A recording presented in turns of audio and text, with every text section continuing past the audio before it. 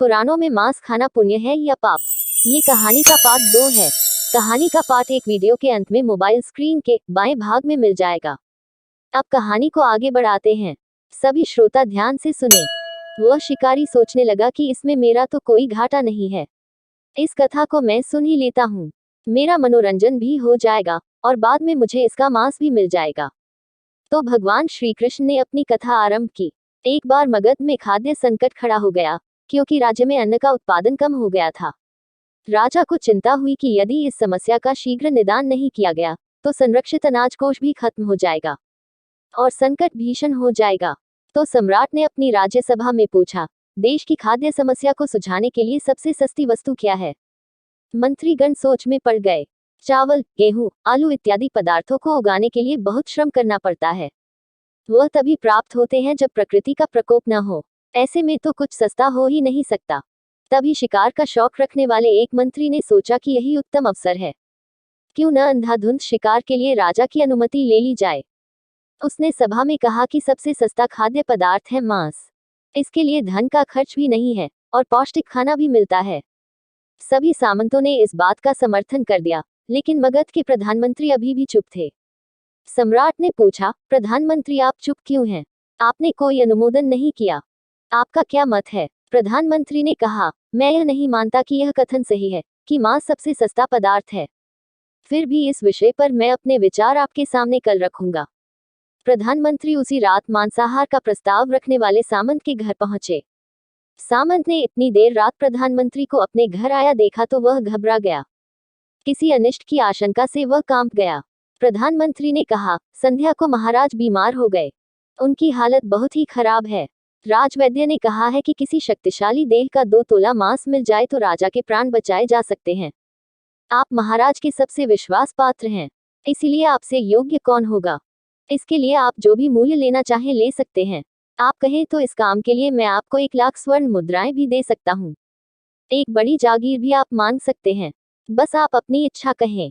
मैं कटार से आपके हृदय को चीर कर बस 2 तोला मांस निकाल लूंगा।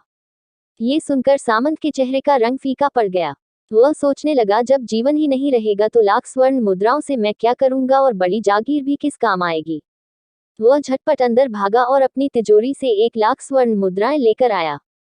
मुद्राएं देकर उसने प्रधानमंत्री के पैर पकड़ लिए और गिड़गिड़ाते हुए बोला, श्रीमंत मैं आपकी 1 लाख मुद्राओं में अपनी 1 लाख मुद्रा और मिलाता हूँ। इस पैसे से आप किसी और सामंत के हृदय का मांस खरीद ले, किंतु मुझे जाने दे। ये बात किसी और को पता न चले। मैं आपसे आग्रह करता हूँ। प्रधानमंत्री जी यह सब समझ चुके थे। वह उसे थोड़ी और मानसिक पीड़ा देना चाहते थे। प्रधानमंत्री ने आगे कहा, सामंत आप शरीर से बलिष्ठ हैं।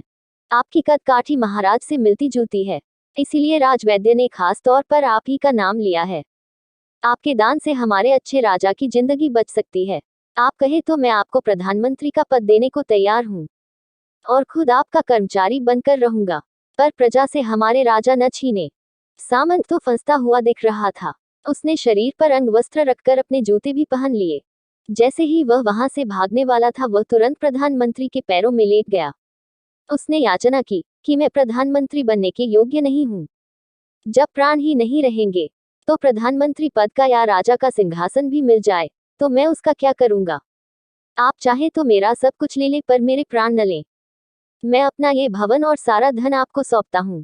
रातों रात राज्य से निकल जाऊंगा। इतना कहकर वह अपने घोड़े की ओर भागा और जैसे ही अपना घोड़ा गठने लगा तभी पीछे से आवाज आई, अपने पीछे तुम अपने परिवार को भी छोड़े जा रहे हो। सामंत बोला, मेरे प्राण से प्रिय कुछ भी नहीं है। जब जीवन ही न रहेगा तो कुटुंब का क्या करूंगा? जीवन रहा तो ऐसे ही सुखी रह लूंगा। इतना कहकर घोड़े पर छलांग लगाकर बैठ भी गया। वह अभी चलने को ही था कि प्रधानमंत्री ने घोड़े की साख पकड़ ली। वह सामंत से बोला, भागने की जरूरत नहीं है। आप आराम से घर पर ही रहो। मैं किसी और का प्रयास करता हूँ। ये कहकर प्रधानमंत्री वहां से चले गए। प्रधानमंत्री के वहां से जाने पर सामंत के अंदर कुछ जान तो आई, परंतु बेचैनी बनी रही। उसकी नींद खराब हो चुकी थी। मुद्राएं लेकर प्रधानमंत्री बारी बारी से सभी सामंतों के घर पहुंचे और सभी से राजा के लिए हृदय का 2 तोला मांस मांगा, परंतु कोई भी राजी न हुआ। सबने अपने बचाव के लिए प्रधानमंत्री को 1 लाख और 5 लाख मुद्राएं तक दे दी। इस प्रकार प्रधानमंत्री ने एक ही रात में करोड़ों स्वर्ण मुद्राएं जमा कर ली। फिर सुबह होने से पहले ही अपने महल में पहुंच गया। अगले ही दिन राजसभा में सभी सामंत समय से पहले ही पहुंच गए। सभी यह जानना चाहते थे कि राजा स्वस्थ है कि नहीं, लेकिन कोई भी किसी से भेद नहीं खोलता था। सबको राजवैद्य की तलाश थी, उनसे ही उन्हें कुछ सूचना मिल सकती थी। प्रधानमंत्री ने सैनिकों को आज्ञा दे रखी थी कि जब तक महाराज राजसभा में न आए किसी भी सामंत को भी महल से बाहर जाने की आज्ञा नहीं है। राजा सभा में अपनी चिर परिचित गति में आए और अपने सिंहासन पर आकर बैठे। सभी सामंतों ने देखा कहीं से भी राजा उन्हें अस्वस्थ नहीं लगे। उन्हें तो कुछ हुआ ही न था। प्रधानमंत्री ने उनसे झूठ बोला। हर सामंत के मन में यही विचार चल रहा था, पर कोई भी किसी और को कुछ भी न बोल रहा था। तभी प्रधानमंत्री ने राजा के समक्ष 1 करोड़ स्वर्ण मुद्राएं रख दी।